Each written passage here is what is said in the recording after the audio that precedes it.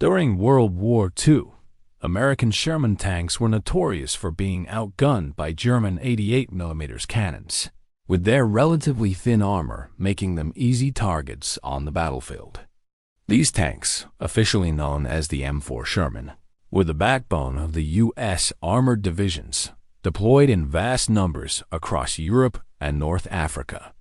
Despite their widespread use and mechanical reliability, they quickly earned a reputation among both Allied and Axis forces as vulnerable machines.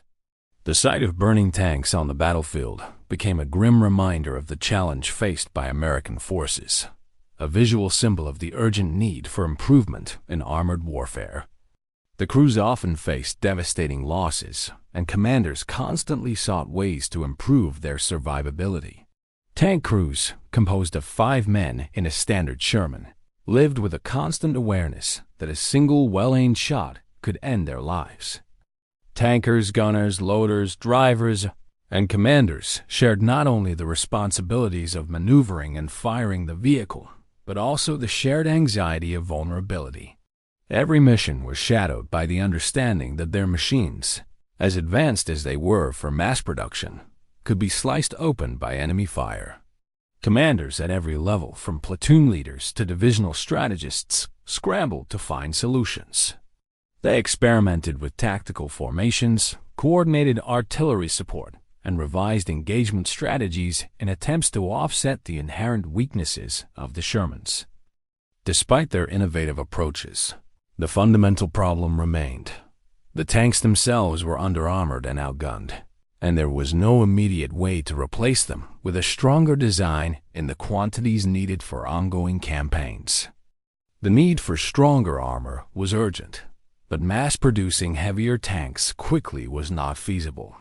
The U.S. war industry was immense, capable of churning out thousands of tanks, planes, and other equipment every month. Yet designing and manufacturing a new, more heavily armored tank required months of planning, testing, and resources that were not immediately available. Time was a luxury the military could not afford. Every delay meant more lives lost on the battlefield and setbacks in strategic operations. The Sherman had been chosen for its speed, mechanical simplicity, and ease of production, and it could be repaired quickly in the field, which was vital for sustained combat. However, its armor thickness, typically ranging from 50 to 75 millimeters, was insufficient.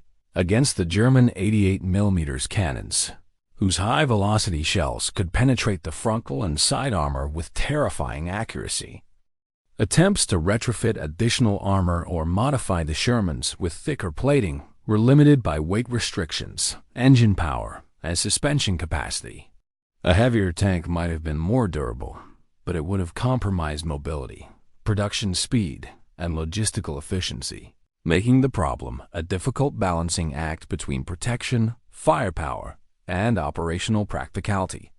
The problem seemed insurmountable, leaving many to believe that Sherman tanks would always be at a disadvantage against the German weapons. Soldiers and engineers alike felt the weight of this reality, as did military planners who understood that entire campaigns could hinge on the survivability of these armored units. There was a pervasive sense that despite the skill, courage, and ingenuity of American crews, the Sherman would continue to struggle against superior German firepower.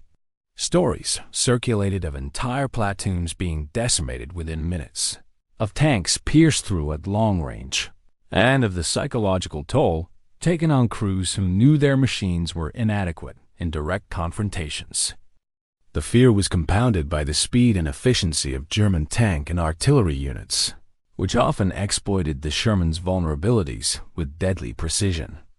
This sentiment was echoed in reports sent back from the front lines, in letters from soldiers describing harrowing escapes, and in the strategic discussions taking place in command centers thousands of miles from the battlefield.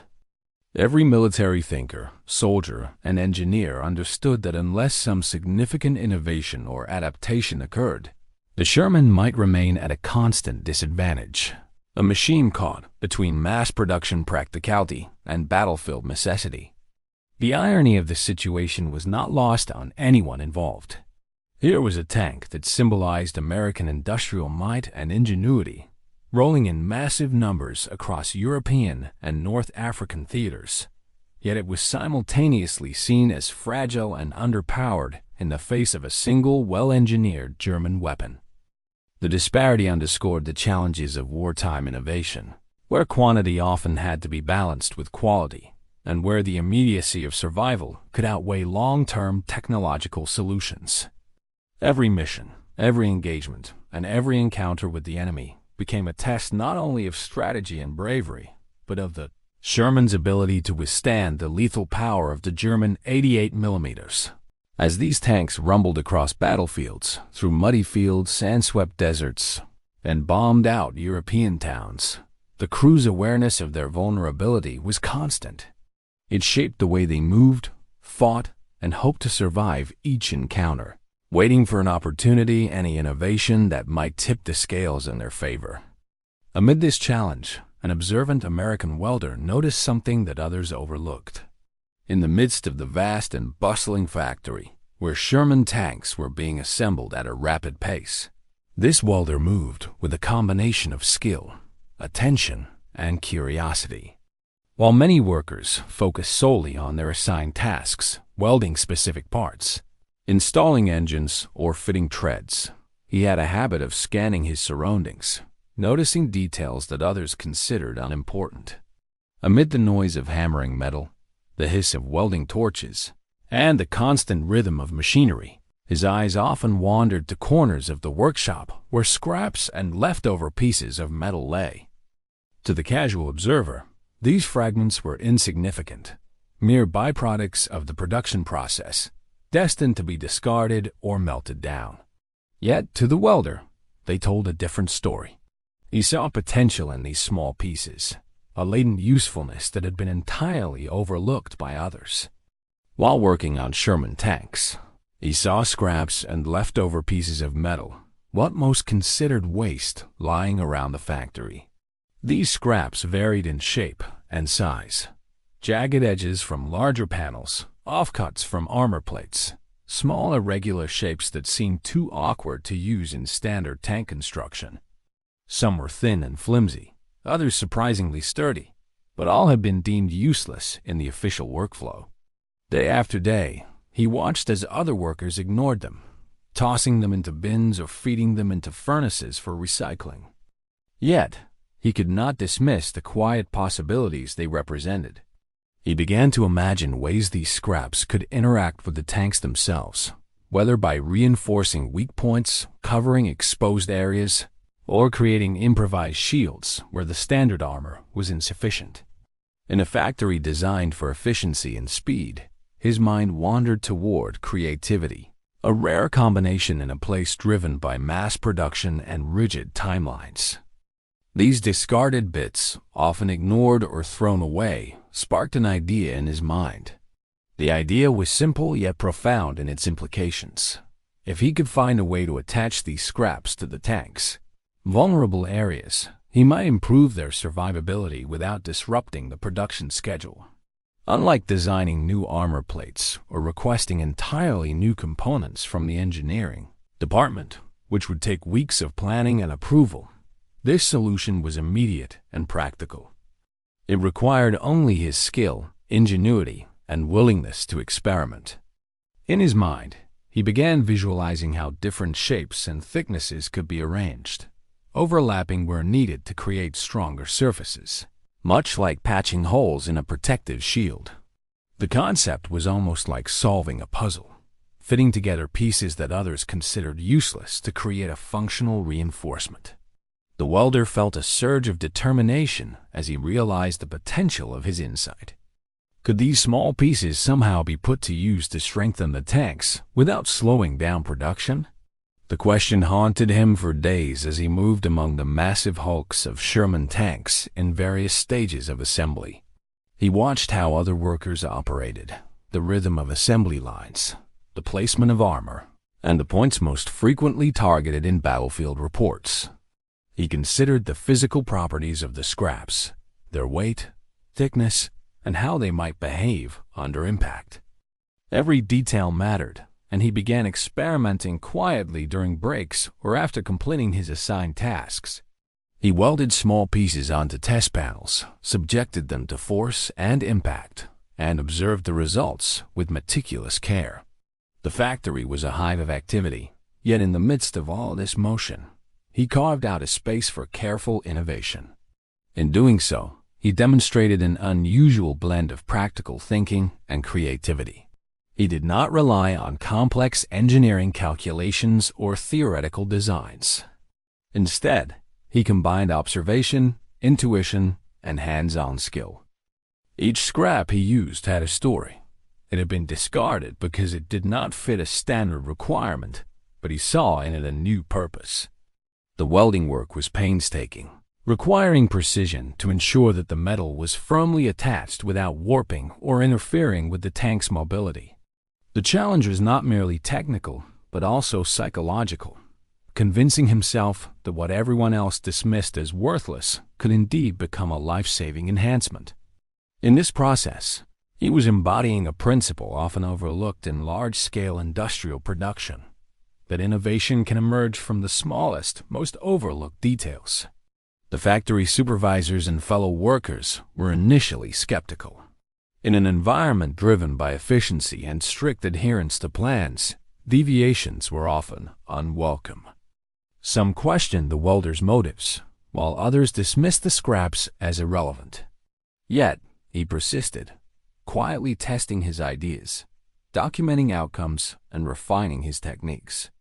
Over time, the notion began to gain traction, as he could demonstrate that the reinforced panels provided additional protection without delaying production or adding excessive weight. It was an approach that married ingenuity with practicality, using what was already available in abundance to solve a pressing problem. In the midst of a global war where every day counted, this quiet observation, the noticing of what others ignored, became the seed of an idea that would ultimately save lives. The welder's focus on scraps, leftovers, and overlooked metal may have seemed minor at the time, yet it reflected a critical mindset that sometimes solutions exist not in entirely new inventions, but in rethinking the use of what is already at hand. This mindset, coupled with technical skill and the courage to experiment, laid the groundwork for a small innovation that would ripple across battlefields far from the factory floor, influencing outcomes in ways that were initially unimaginable.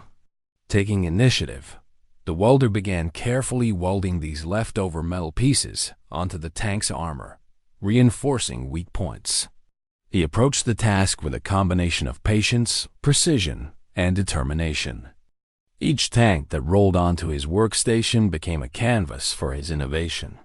The factory was noisy and chaotic, with sparks flying from hundreds of welding torches, engines being installed, and workers moving quickly to meet the relentless pace of wartime production. Yet, amidst this controlled chaos, he carved out a space for his meticulous work. Every piece of scrap metal was inspected for thickness, strength, and shape before being selected for use.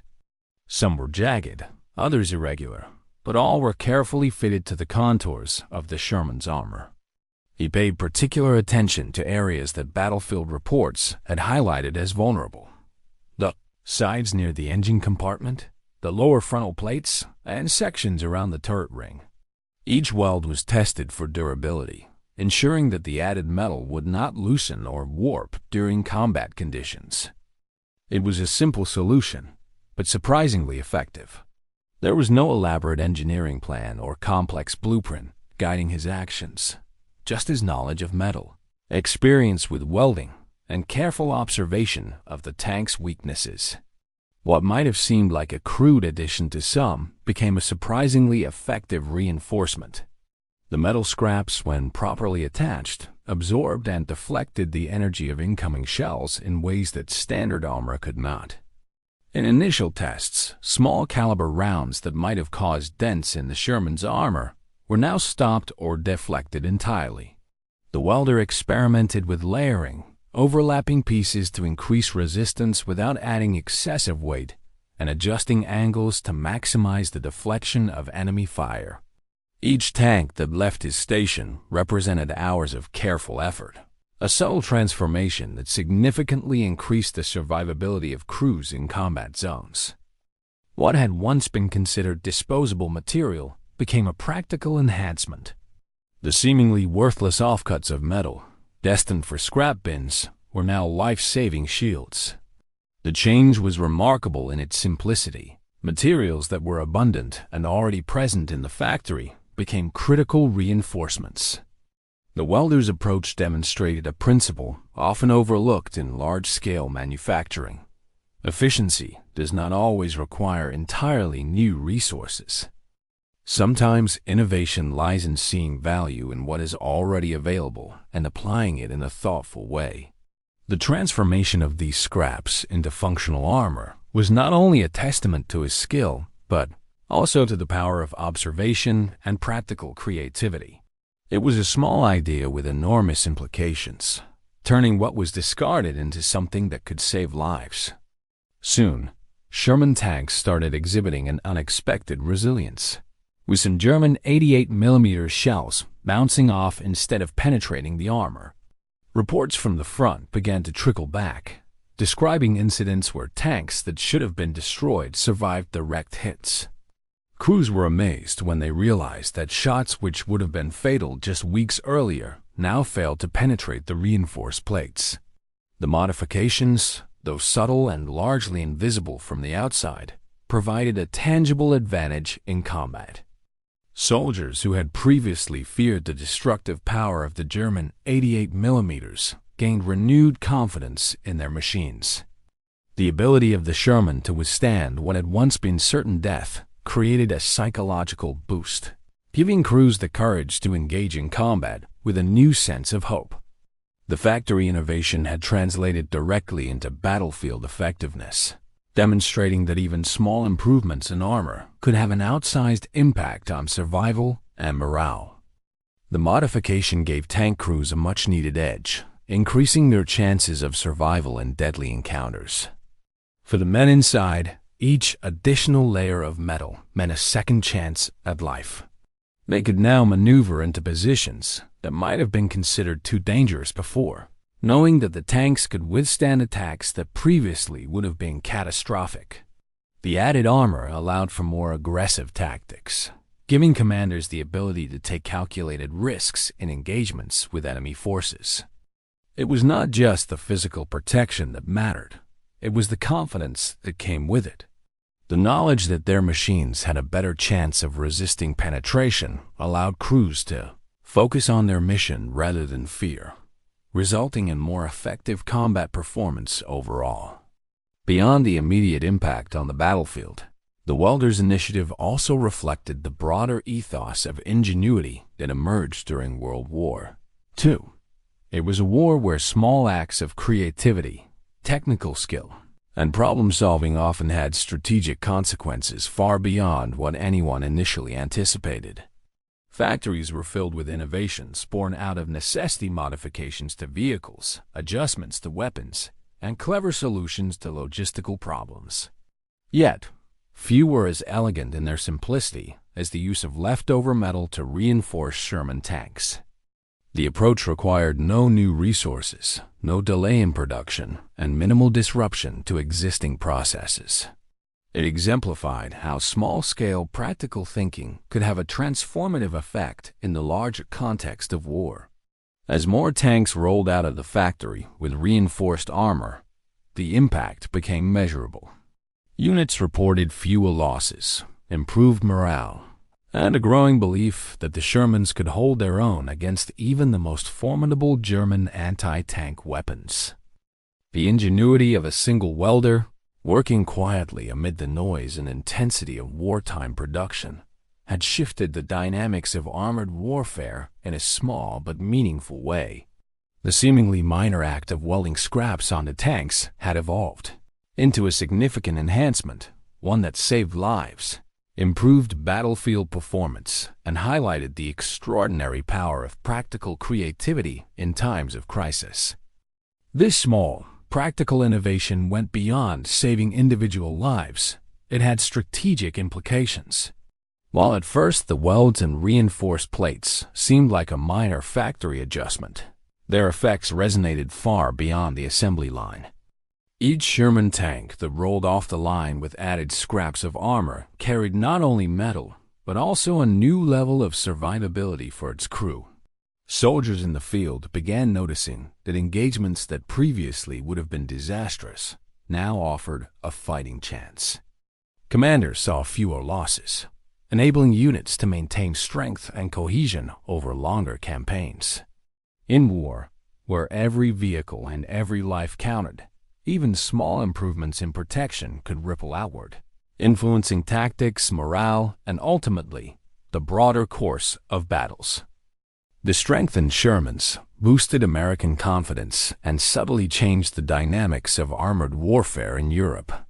Tank crews reported feeling more secure behind their reinforced armor, and their ability to withstand hits from German 88mm cannons allowed for bolder maneuvers and more aggressive strategies. Armored divisions, once cautious and reactive, could now press forward with greater determination, knowing that their vehicles had a chance to survive where previously they might have been destroyed instantly. This subtle shift in battlefield behavior affected the tempo of engagements, enabling American forces to exploit weaknesses in German defenses and gain ground more effectively. Confidence is a critical weapon in warfare, and by strengthening the Shermans, this single innovation contributed to a quiet yet meaningful strategic advantage across multiple theaters of war. It demonstrated how creative thinking and resourcefulness, even in small, overlooked details, could ripple through history. The Welder's insight came not from complex engineering studies or high-level military strategy, but from observation, experience, and the willingness to challenge assumptions. He saw potential in what others dismissed as scrap metal, and through careful thought and skilled execution, he transformed it into something valuable. This approach exemplifies the broader truth that innovation in war often emerges from unexpected places. Frontline workers, factory laborers, and ordinary soldiers frequently develop practical solutions born of necessity, and these small acts of ingenuity can cumulatively shape outcomes in ways that few anticipate. What began as a simple idea in a noisy factory became a tool that influenced both the survival of soldiers and the flow of military campaigns. One welder's ingenuity showed that sometimes the simplest ideas born out of necessity can leave a lasting mark on the course of war. The story of his innovation spread quietly through reports, anecdotes, and battlefield observations. It became a testament to human creativity under pressure and to the profound impact that practical problem-solving can have when combined with skill and dedication. The reinforcement of Sherman tanks did not require new materials, massive budgets, or elaborate planning. It required attention, thoughtfulness, and courage to act on an idea that initially seemed small and inconsequential. Yet the results were tangible: more lives saved, improved operational effectiveness, and a subtle but real shift in the balance of armored engagements. This narrative also highlights a broader lesson about war, technology, and human ingenuity. While grand strategies, advanced weaponry, and massive industrial efforts are often celebrated in history, it is the small, creative acts that frequently make the difference between survival and loss, between success and failure. In the case of the Sherman tanks, a modest adjustment, a few scraps of metal carefully welded onto vulnerable armor demonstrated that ingenuity does not always come from large-scale innovations or revolutionary inventions. Sometimes it emerges quietly, in overlooked spaces, from individuals willing to think differently and decisively. Ultimately, the welder's contribution became more than a footnote in the story of World War II. It was a vivid illustration of how practical creativity can shape history. The tanks themselves became symbols of resilience and resourcefulness, and the men who served inside them carried forward the legacy of that innovation in every battle they fought.